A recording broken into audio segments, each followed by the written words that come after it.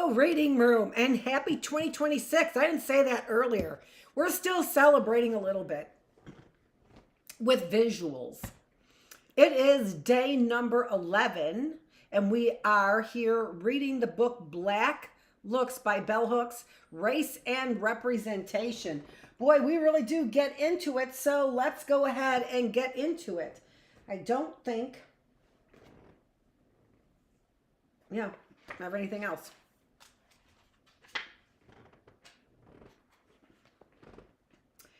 Chapter 6, Reconstructing Black Masculinity.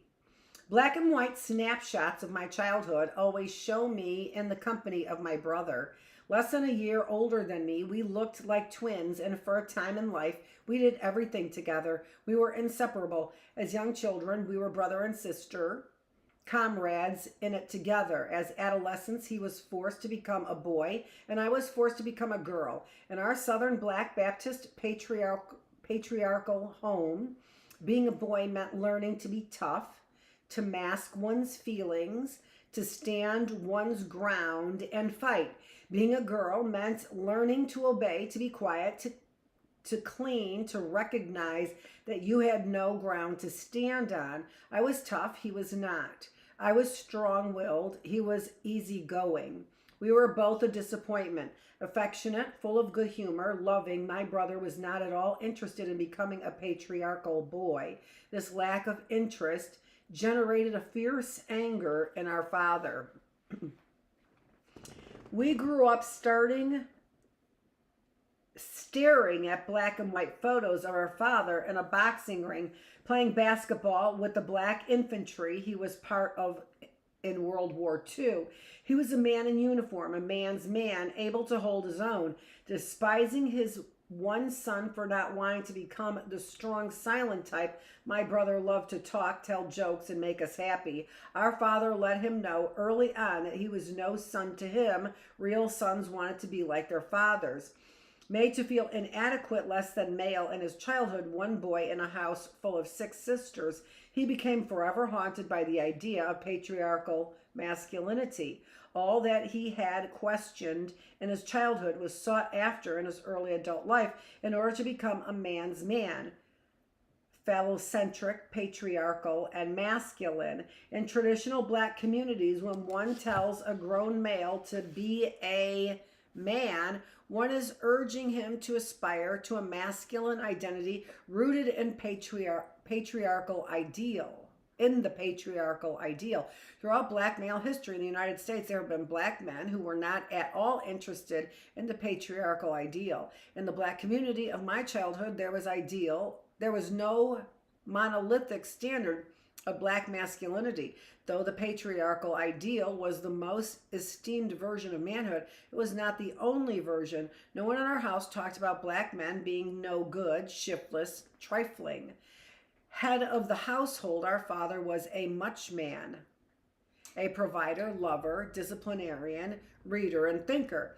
He was introverted, quiet, and slow to anger, yet fierce when aroused. We respected him. We were in awe of him. We were afraid of his power, his physical prowess, his deep voice, and his rare, unpredictable, but intense rage.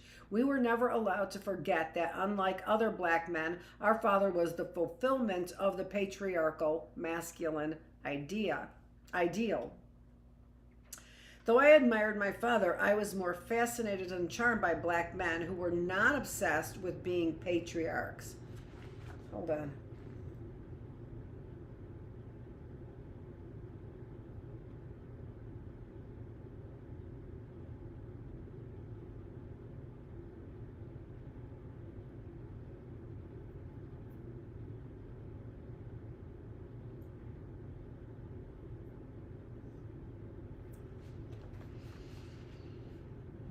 All of a sudden there was like,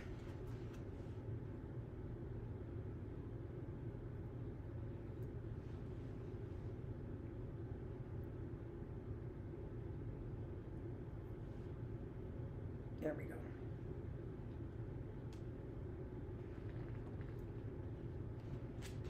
Hair associated.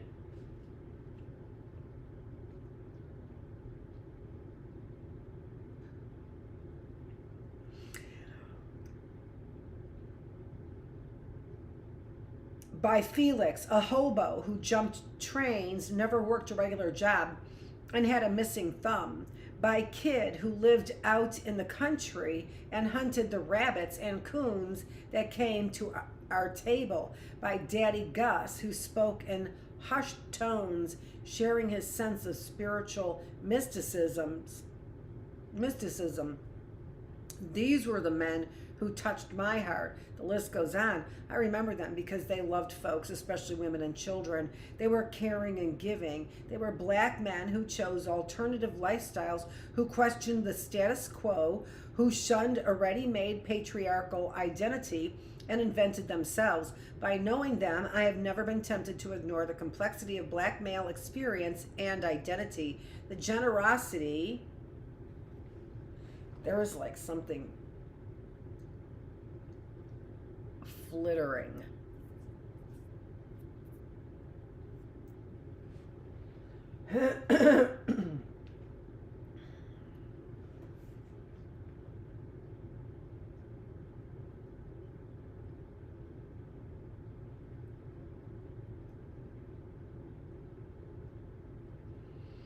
By knowing them, I have never been tempted to ignore the complexity of black male experience and identity, the generosity of spirit that characterized who they were and how they lived in the world lingers in my memory. I write this piece to honor them, knowing as I do now, it was no simple matter for them to choose against patriarchy, to choose themselves their lives. And I write this piece for my brother in hopes that he will recover one day, come back to himself, know again the way to love, the peace of an unviolated free spirit. It was this piece that the quest for an unattainable, life-threatening, patriarchal, masculine ideal took from him. That's so interesting because I so relate to my sons and their father. He was the one who was enraged. And I could see my younger son having some epiphanies about his dad and who he really was and where he really came from, but also seeing that there may have been a sinister side to the whole thing that I'm not even aware of because I've seen it around me, but I don't know who it is. You know, it's likely no different for my sons in a very human way, and also likely no different for my sons in a very spiritual way as well. So I have a voice with no strength. My son has a spirituality with no future pretense, with no pretense. And my older son has the fierceness that's described by patriarchy. And my husband by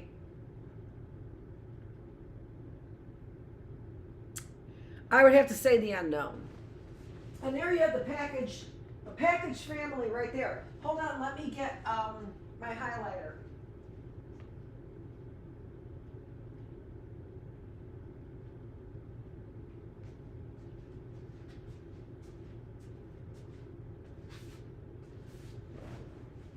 Okay. So loving it.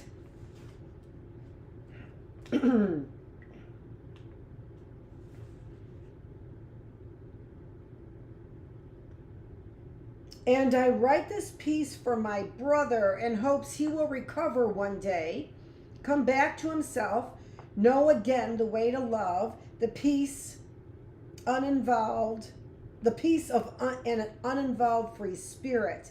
It was this peace that the quest for an unattainable, life-threatening, patriarchal, masculine ideal took from him.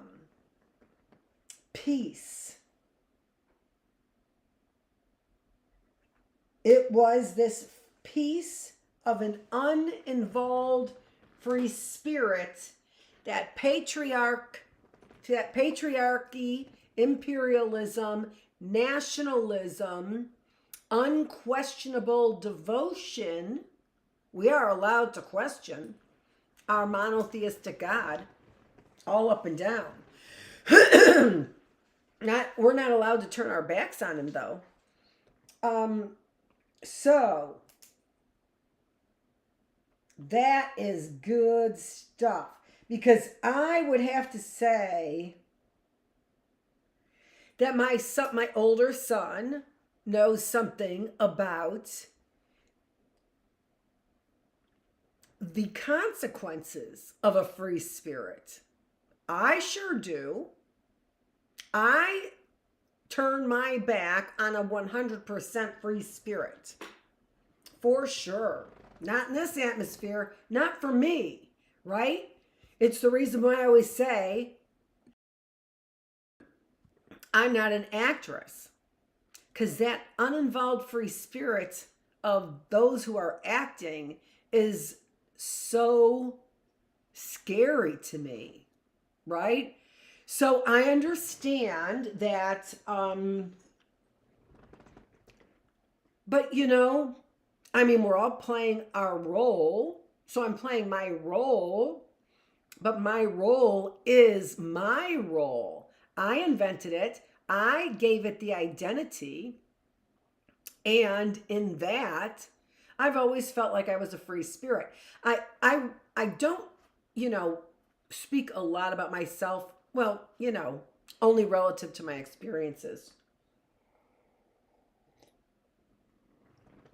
But not necessarily my personal background about where my family fits into this. But man, my family fits in right there on all those pages. And it's a wonderful feeling to know that in the quest for, quote, black masculinity,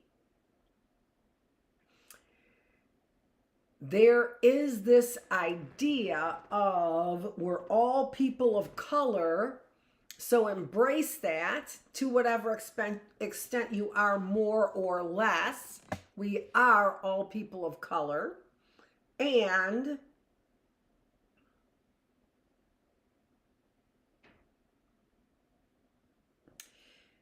that my son can embrace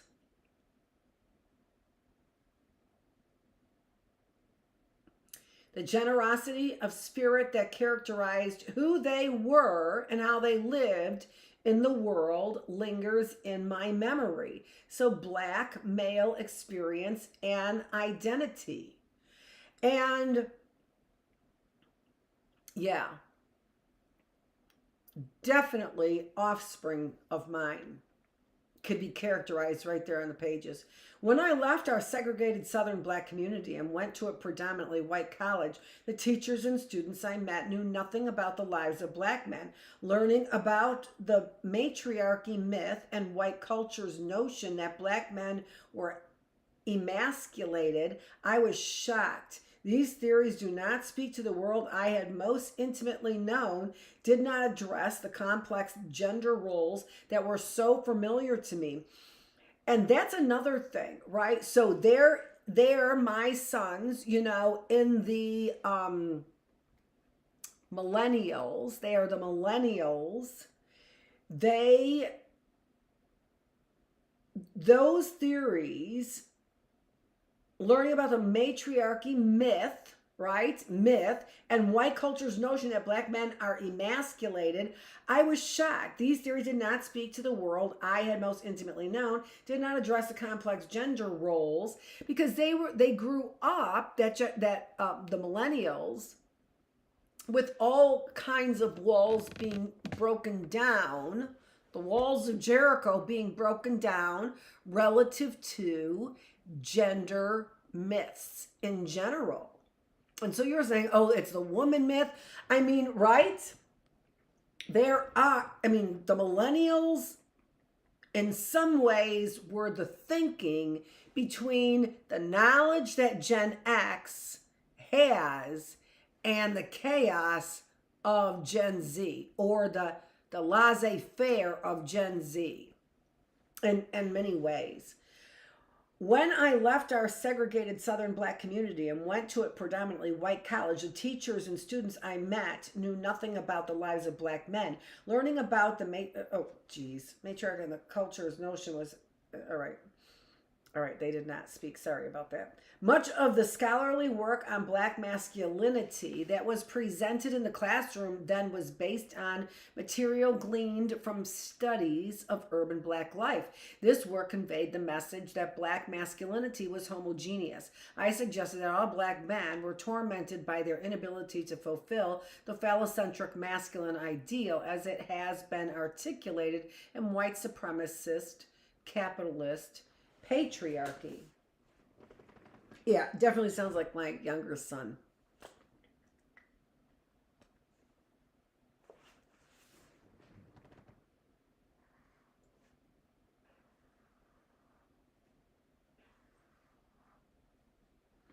Erasing the realities of Black men who have diverse understanding of masculinity, scholarship on the Black family, traditionally the framework for academic discussion of Black masculinity, puts in place of this lived complexity a flat, one-dimensional representation.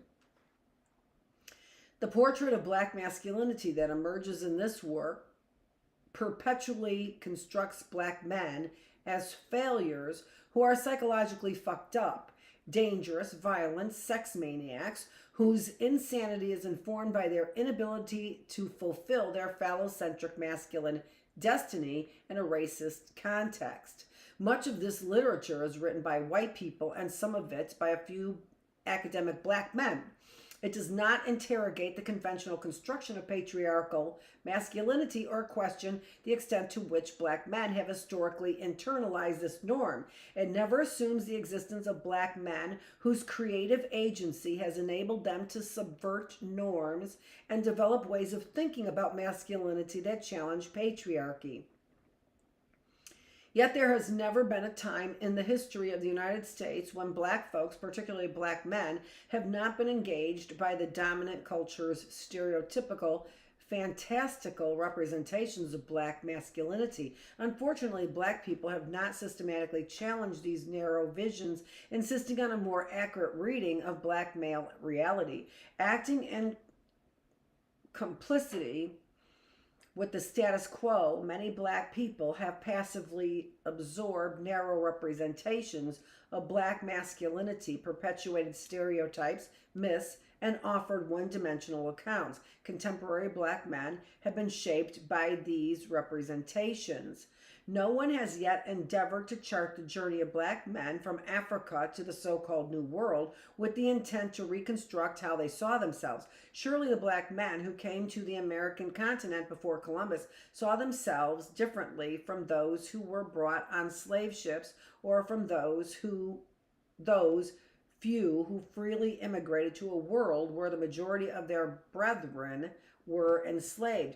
Given all that we know of the slave context, it is unlikely that enslaved Black men spoke the same language or that they bonded on the basis of shared male identity. Even if they had come from cultures where gender difference was clearly articulated in relation to specific roles, that was all disrupted in the New World context.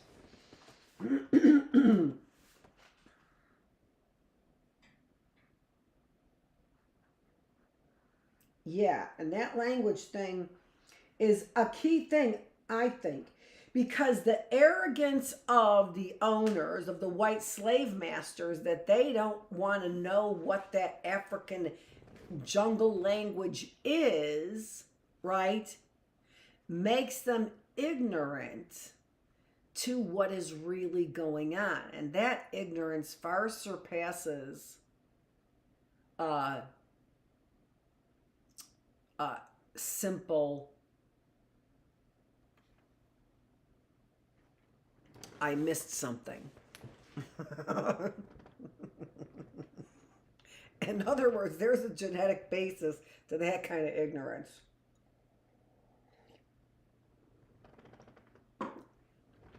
Really. Okay.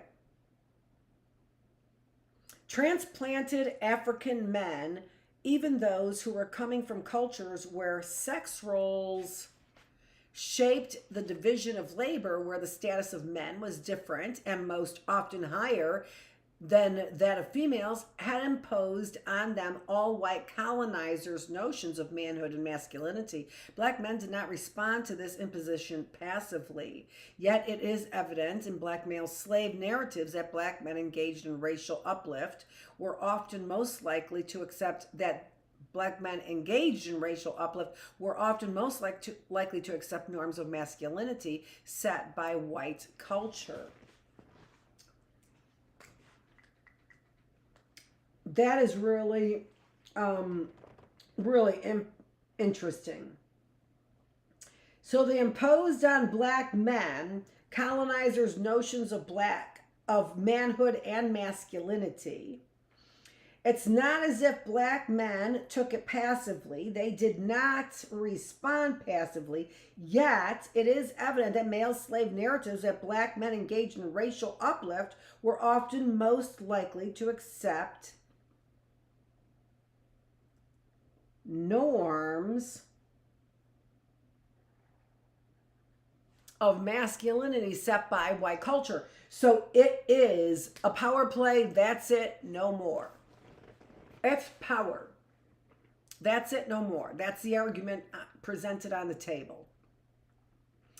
Although the gendered politics of slavery denied black men the freedom to act as men within the definition set by white norms, this notion of manhood did become a standard used to measure black male progress. Slave narratives document ways black men thought about manhood. The narratives of Henry Box Brown, Josiah Henson, Frederick Douglass, and a host of other black men revealed that they saw freedom as that change in status that would enable them to fulfill the role of chivalric, benevolent patriarch.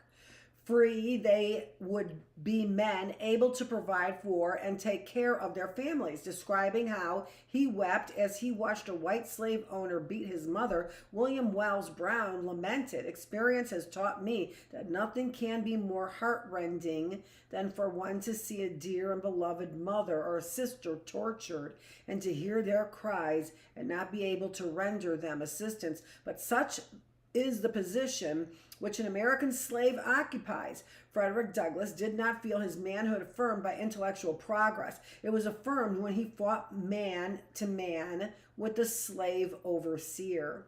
This struggle was a turning point in Douglass's life. It rekindled in my breast the smoldering embers of liberty. It brought up my Baltimore dreams and received a sense of my own manhood. I was a changed being after that fight. I was nothing before. I was a man now.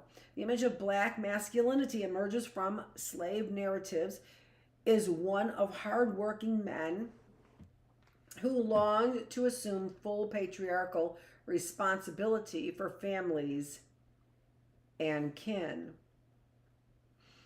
Given this aspiration and the ongoing brute physical labor of black men that was the backbone of slave economy, there were more male slaves than black female slaves, particularly before breeding became a common practice.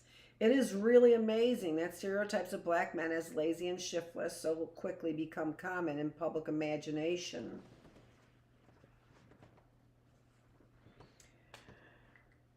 Yeah, both of those things are amazing. The sort of just passing over the slave economy, which was about breeding.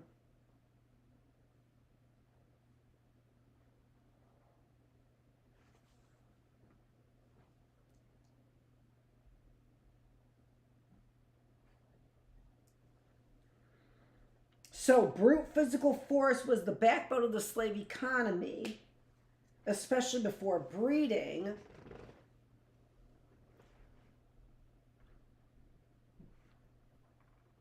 In those 19th and 20th century representations, black men were cartoon-like creatures, only interested in drinking and having a good time. Such stereotypes were an effective way for white racists to erase the significance of black male labor from public consciousness.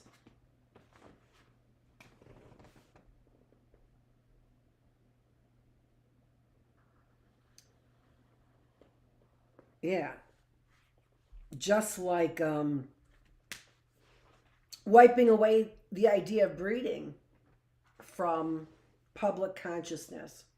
Later on, which is all part of the eugenics program. I mean, this is the 1980s that they're talking about here. So it's not a far cry from today.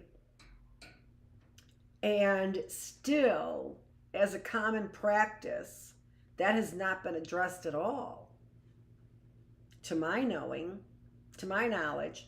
Later on, these same stereotypes were evoked as reasons to deny black men jobs. They are still evoked today.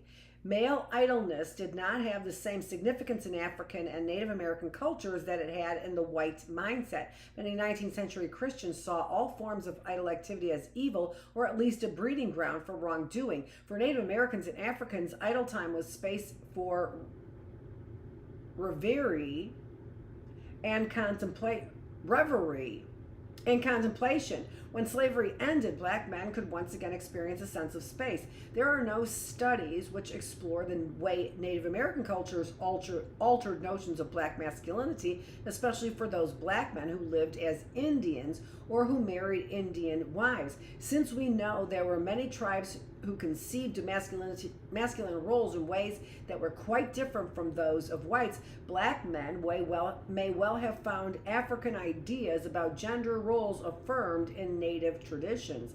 There are also few confessional narratives by black men that chronicle how they felt as a group when freedom did not bring with it the opportunity for them to assume a patriarchal role. Those black men who worked as farmers were often better able to assume this role than those who worked as servants or who moved to cities. Certainly, in the mass migration from the rural South to the urban North, black men lost status. That's interesting, because in the urban communities, they would have gained status.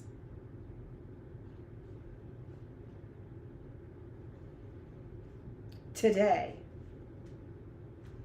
we would see, the black businessman being equal to his counterpart there in New York City, for example. I've got one of those pictures on one of my videos. I believe that it is from Greatest Hits #2.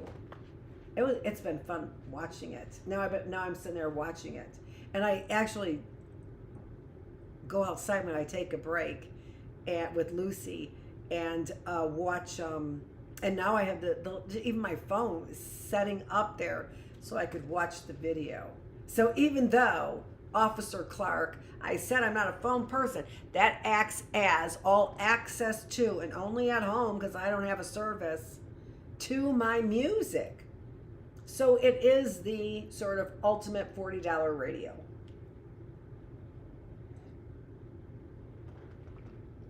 For right now. It also plays my files. True that.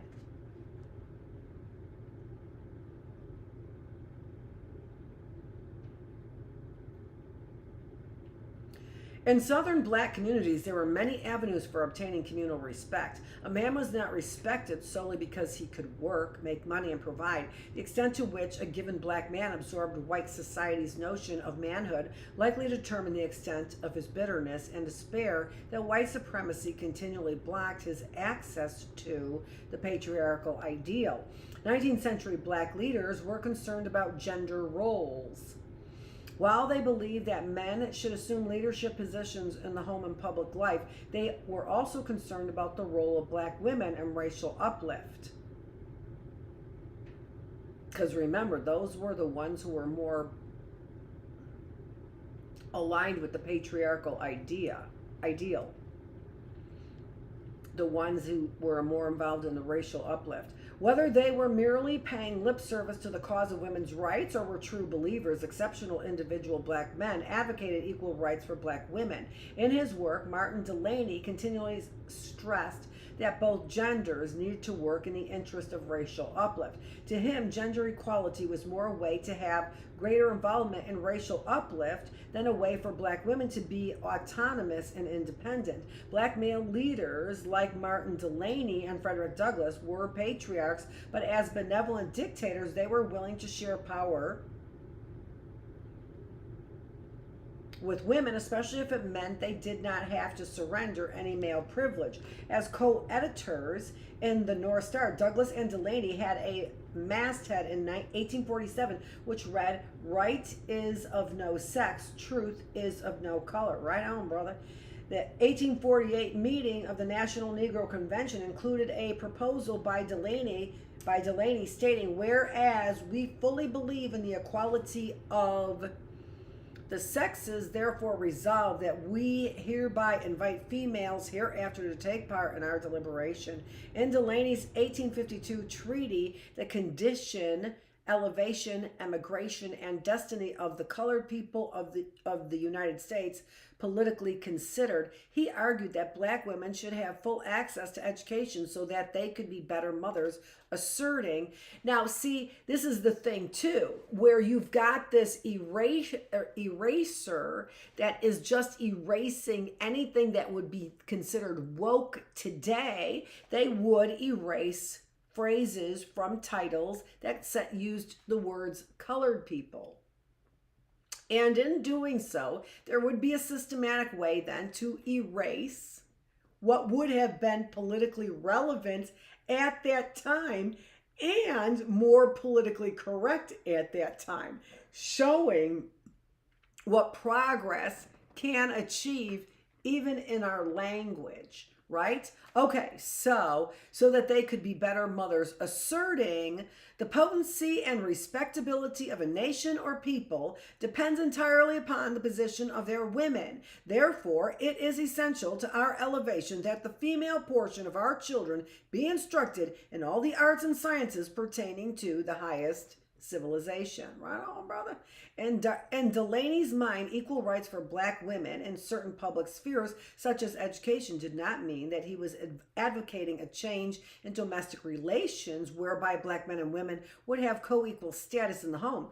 And it's not necessarily his duty or his purpose. I mean, is his reason for speaking those words, nor is it necessarily his wife's reasons for him for whatever he does in the household to change those positions either.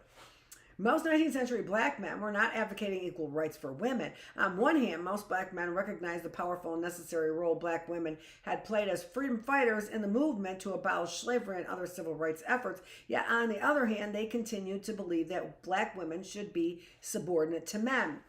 And you know what? There's nothing wrong with that Christian perspective in the household. You can't sit over there and point your middle finger at it just because it doesn't necessarily work for you.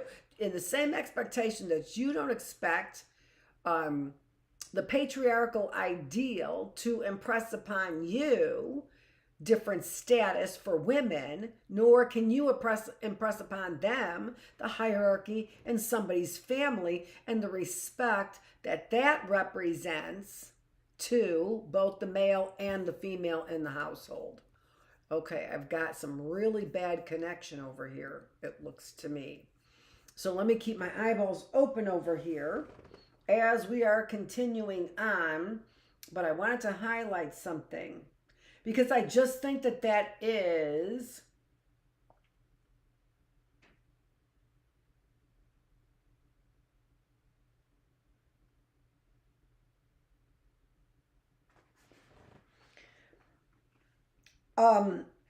we can point it out, but as long as men are doing it in a genteel way, right? That is head of household, in a Christian way, there is nobody who can criticize a hierarchy in the family. Nobody. They want black women to conform. I'm not saying it's your thing, or that traditional roles have to be maintained in your home. All I'm saying is that there is something to be said for hierarchies, and it doesn't have to be said out loud. Just shut up about it when it's my home. They wanted black women to conform to the gender norms set by white society. They wanted to be reorganized as men, as patriarchs, by other men, including white men, which is absolutely fair. What else would they want? To be accepted by the woman's role? No.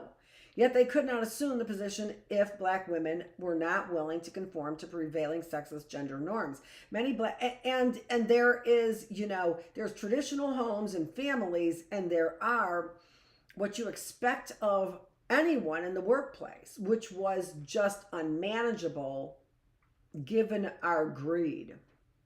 Many black women who had endured white supremacist patriarchal domination during slavery did not want to be dominated by black men after manumission. Like black men, they had contradictory positions on gender. On one hand, they did not want to be dominated, but on the other hand, they wanted black men to be protectors and providers. After slavery ended, enormous tension and conflict emerged between black women and men as folks struggled to be self-determining.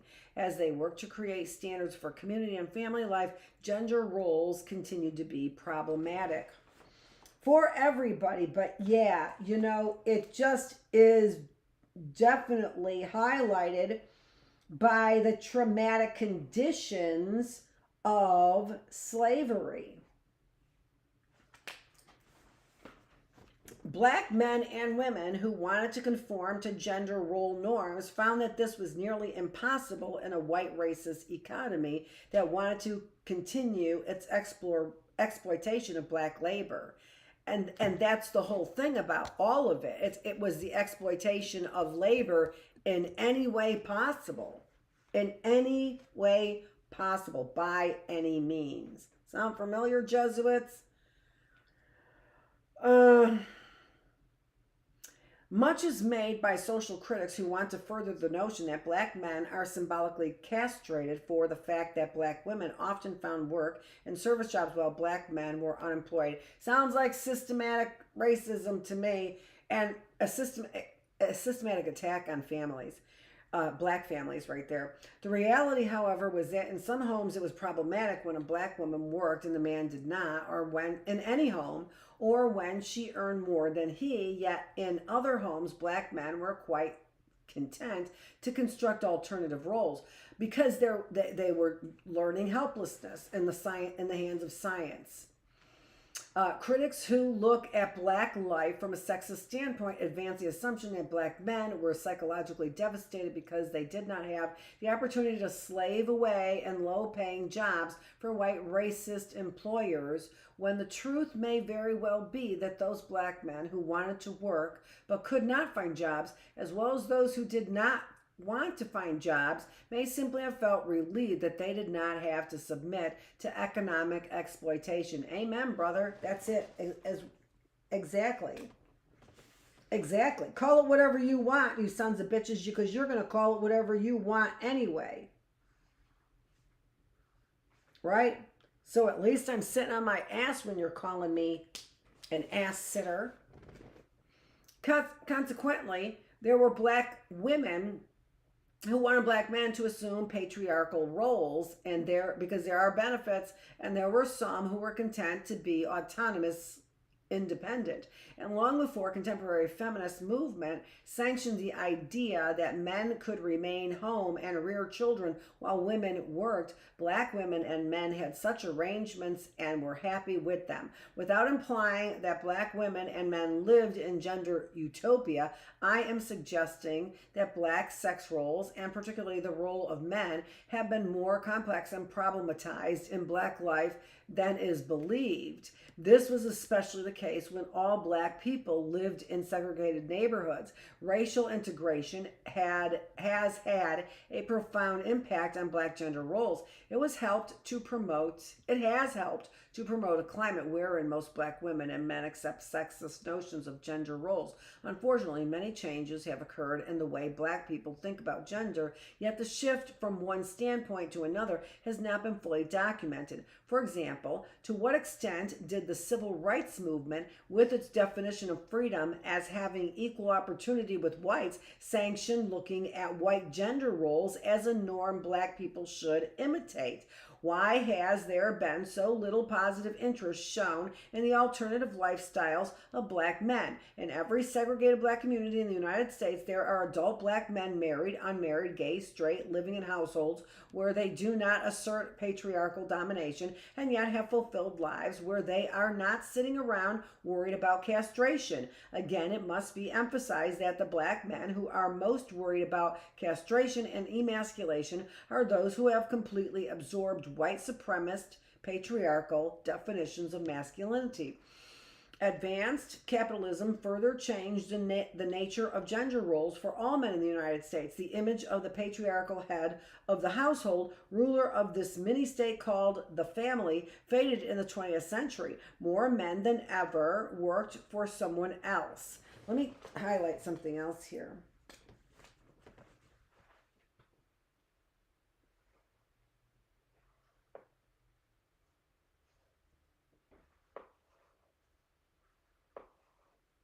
There we go. I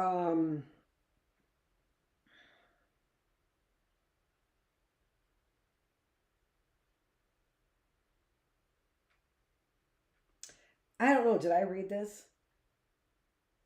Where they are not sitting around worried about castration. Again, it must be emphasized that black men who are most worried about castration and emasculation are those who have completely absorbed white supremacist patriarchal definitions of masculinity. See Clarence Thomas.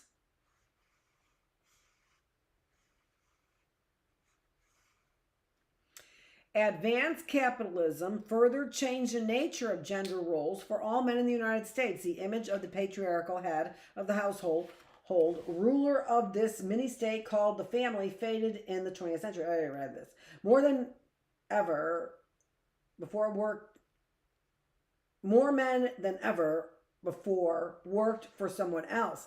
The state began to interfere more in domestic matters.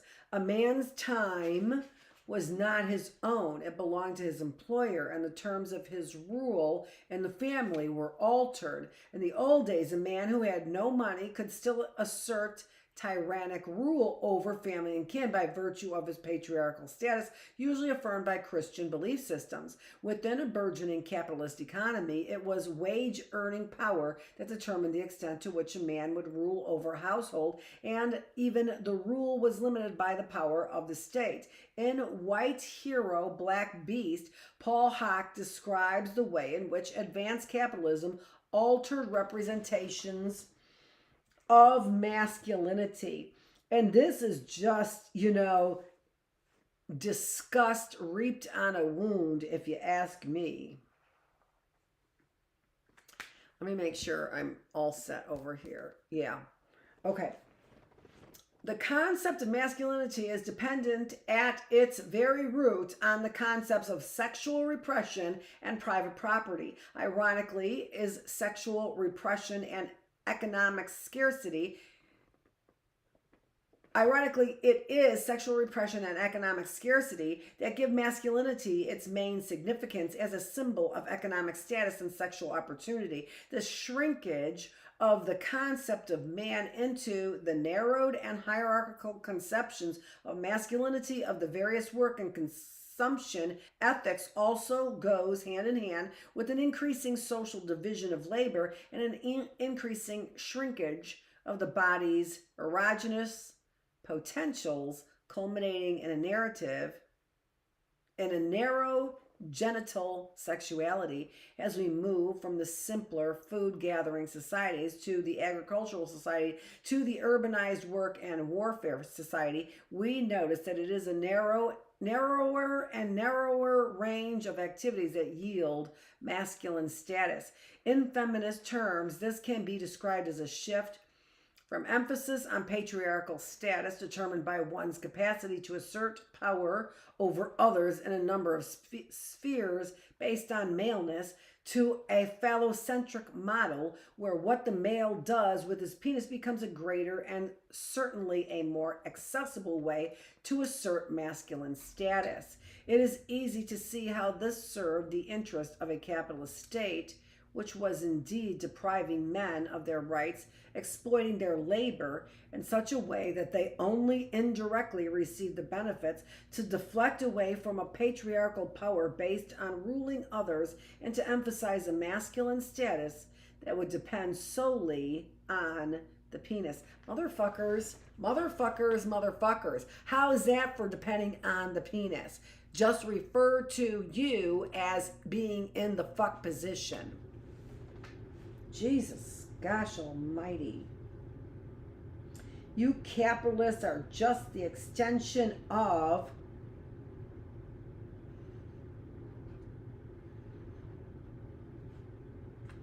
other gods.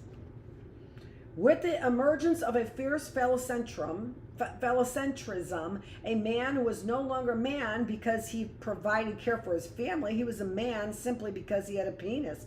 Furthermore, his ability to use that penis in the arena of sexual conquest could bring him as much status as being a wage earner and provider. A sexually defined masculine ideal rooted in physical domination and sexual possession of women could be accessible to all men.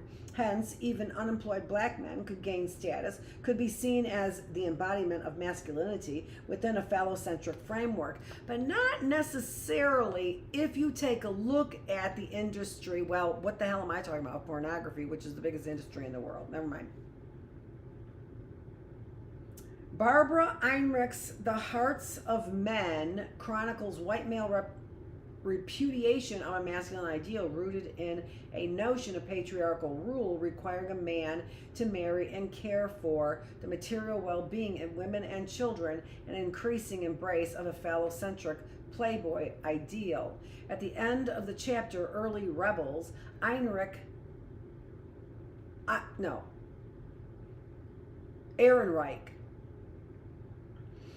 I had one of Ehrenreich's books, but I can't remember. I'm almost sure I still do. I actually did, in my positive psychology, did talk about Ehrenreich because she had a book out that repudiated positive psychology. So here she's got repudiation of white male. She's just repudiating all over the place, is all I'm saying.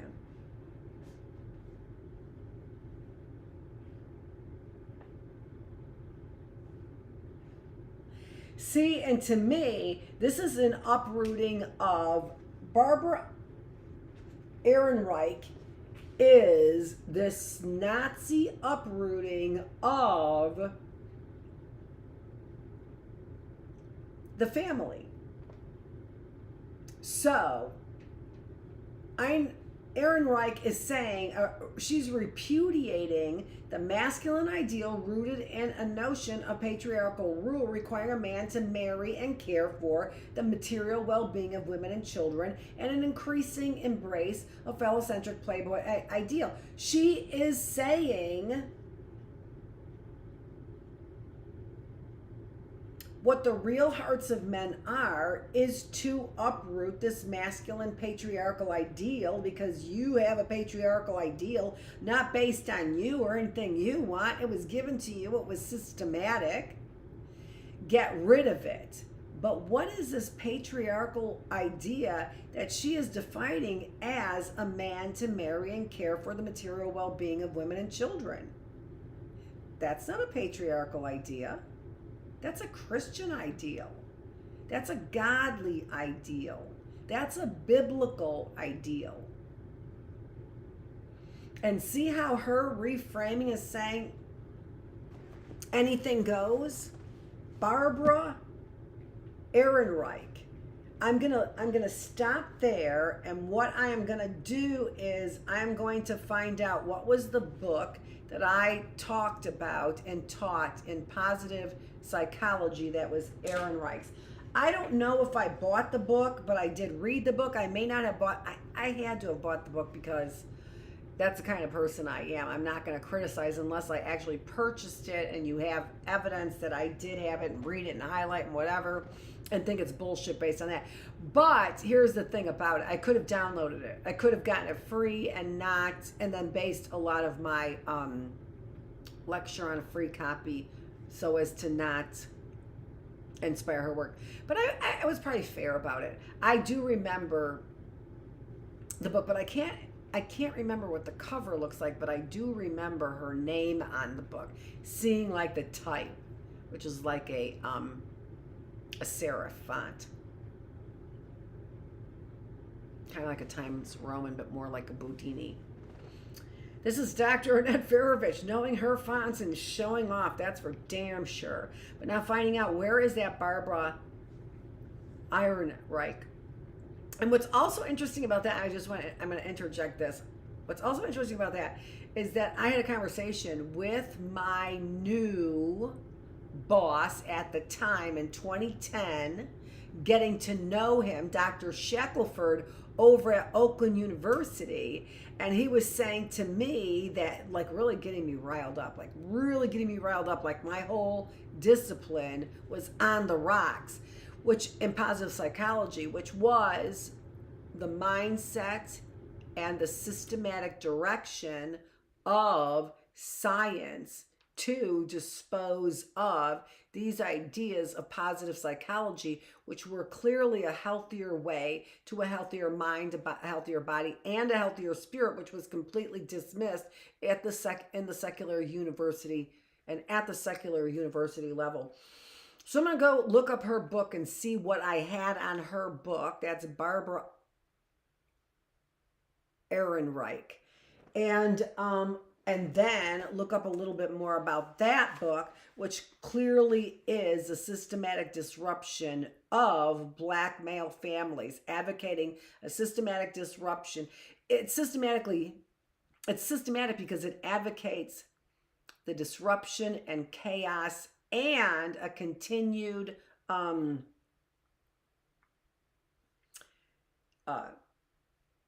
oh, come on, what's the word? It's not rebel. It is, January 6th, this idea of an insurrection, right? It is promoting this kind of revolution. That's what it promotes. So it's Barbara Ehrenreich who promotes this kind of chaos and revolution and pastes it on Black men and what she says. I'm going to look, and she did the same thing with positive psychology, I'll have you know. Son of a bitch, breaking down our democracy. I'm going to find out more about you, but I don't like to. I'm going to find out what I used to know. I'm going to go back in my my library and find out what I know about you. Thanks so much for joining me here on in our reading room. I am Dr. Annette Feravich, where we are reading the book by Bell Hooks, Black Looks, Race and Representation. Lot of commentary here, a lot of commentary. It is January 6th. Why wouldn't we have a lot of commentary on the Epiphany? Way to change that up. You know, all kinds of epiphanies are needed. The more, the merrier. It is day 294 in the classroom. I'm the teacher trying to bring you several different roads, right? They don't all lead to Rome. Some of them lead right here to the teacher, several roads to getting a healthier mind, a healthier body, and a healthier spirit. Thanks for joining me.